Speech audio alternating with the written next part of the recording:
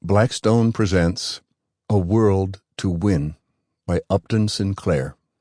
This book is read by Bronson Pinchot. Book 1. The Pelting of This Pitiless Storm. 1. The Hurt That Honor Feels. 1. Lanny kept thinking, this must be the only man in France who can smile. At least it was the only one Lanny had met, and Lanny had done some traveling in this time of agony and grief. The man whose name spelled backward the same as forward, and who all his life had taken this as an omen of good luck. This man was in power again. He was overcoming all his enemies, thousands of them. Yes, even millions. He sat at his desk by the window of what had once been a luxurious hotel suite, and beamed upon his visitor, reminding him, "It has happened just about as I told you, Monsieur Budd."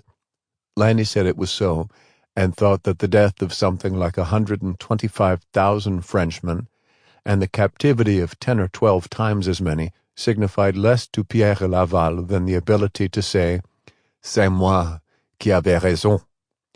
It was midsummer of the year 1940, and a hot wind was blowing from the deserts of Africa over the plains of central France. The French are never prone to open windows, and the vice-premier was shut tightly in his over-decorated office. He made no concession to summer fashions, but wore his customary black suit and the white bow tie which had become his trademark in French politics. He mopped his swarthy forehead as he talked, and now and then passed the damp handkerchief around his neck. Elegance had never been his role, and the fact that he had amassed 100 or 200 million francs made no difference. Now and then he chewed on his thick black mustache, and when he smoked his cigarette too low, Lanny feared that the fire might reach this adornment. Laval had odd slanting eyes, and his enemies called him le fripon mongol. The rascal part of this was undoubtedly true, and the other half might have been, who could say? Ordinarily he was a free talker, but now he chose to listen, for his caller had just come down from Paris, and had talked there with the Führer of the conquering Germans. Laval was in touch with Paris, getting his orders, more or less politely disguised.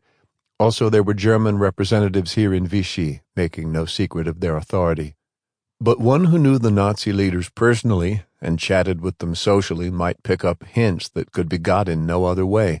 An American was supposed to be a neutral, a friend of both sides. So the Mongolian rascal put one question after another and listened attentively. Sample complete. Ready to continue?